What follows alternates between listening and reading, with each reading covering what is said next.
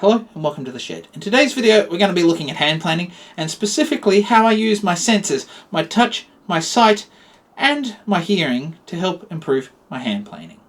Hope you enjoy. So my victim for today's lesson is this pine board out of my scraps bin, so let's clamp him into the vise and get started. So the first thing I cover is sight. So obviously if I've got a board like this and we're going to edge joint it, we want to check that it's actually square. So we use aids like squares, and that's going to help us determine that it's square. Now, it does assume that we've already got a flat face, and obviously for flatness we have other aids that we can use, like the sole of our hand plane, straight edges, wooden straight edges, metal ones, it doesn't really matter, and sometimes even your workbench to help determine flat. Now, continuing along with sight, obviously we can see what the surface looks like. We can also see when we start shaving a shaving, what does the shaving look like. You can read the shavings, although I'm not a big fan of doing that. I think you're actually better off just looking at the actual timber rather than worrying about trying to read a shaving. Now, another thing that I noticed there, and I could see it, was that it was against the grain. It left the surface, I don't know if you can see that, it's left the surface a little bit rough, and that's how I know it's against the grain here. It looks rough. I can see that with my eyes. So now we're going to have a look at hearing. When you're starting, before you're actually starting to feel the surface, you're going to hear it with your hand plane probably before you even see it in some cases. So we heard it jump.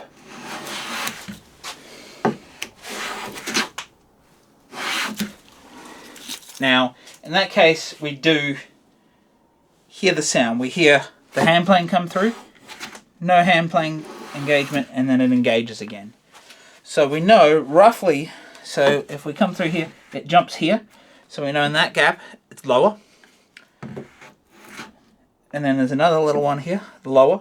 Our hearing allows us to hear when we're not making a continuous shaving all the way along. Now, if you're coming along and it's out of twist this way, you might still hear the hand plane engaging on one high end, and so it doesn't help with that, but that's where we start combining things together to actually improve our hand planing and get the finished product that we're looking for. You want to hear that high-pitched sound.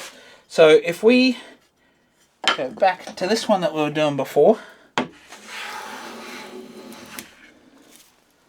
can you hear? It's not really making a high-pitched sound. It's a dull drone to the shaving. So what that is telling me is that we're against the grain. Let's turn it around this way. We can hear the difference in the sound. It just sounds right. When it comes to hearing, we're obviously hearing breaks in the engagement and how the actual hand plane sounds. So if you get used to what it sounds like when it's going correctly, even if you're not used to it, if you turn your board around and hand plane it again, you'll hear the sound is slightly different, like I demonstrated here, and I hope you could hear that. So finally, the last one with hand planing is touch. So how does touch help us when we're hand planing? So first of all, we're going to go to this side, and this was the one where we heard the jumps. So as we come up to where there's a low spot, because it disengages, you find that the hand plane takes away. So you come over the top and it sort of jumps faster in some spots and can almost race away from you. So that's really touch. If we are going this way here on this board, where we've gone against the grain, it's rough. It feels rough to the surface. So it might look rough, or maybe it doesn't necessarily look rough. Sometimes I've hand planed against the grain and it doesn't look rough, but as soon as I touch it with my hand, it doesn't feel smooth. And so, especially if you're taking a very fine shaving, touch is really the only way in some cases to determine if the surface is rough to the touch. You can feel that tactile thing. It's a big thing when it comes to hand planing, the tactile feel of the hand plane, especially when you've got highs and lows running through there, and determining against the grain. It is rather important. So now that we've looked at these three things individually, let's combine them all together, because we never use these sensors individually when we're hand playing, or I don't. We always combine them together. So we're hearing this, we're seeing it, and we're feeling it. So as we come along, we've got a gap there. We felt that. We hear the engagement stop, and then we hear it engage again. Now, if you're hand planing and it's not as obvious as what I've just dug into the surface here, it's going to be minute fractions of millimeters.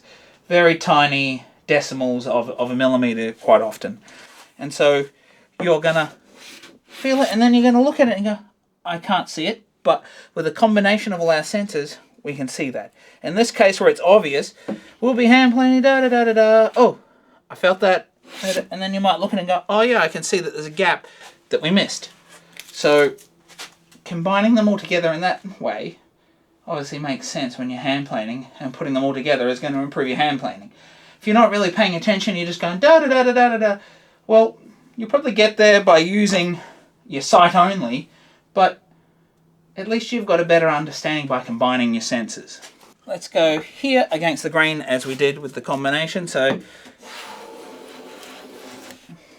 we can see our shavings look a little rough and crinkly. The surface looks rough and it feels rough. So that's how we know that it's against the grain. It looks rough, it feels rough, and it sounds slightly off when we're hand planing. Put it the correct way around. The shavings look right, it sounds right, and it feels smooth to the touch. So there you have it, folks. That's how I use my three senses: my sight, my touch, and my hearing to help improve my hand planing. Now, obviously, a lot of these, because we were looking specifically at hand planing, are not 100% transferable, but obviously using our sight, our hearing, and our touch is important when it comes to most things in woodworking. We want to hear them all. You're doing some carving, the sound of the mallet and the resistance on your timber and all that sort of thing. Just normal chiseling, anything like that.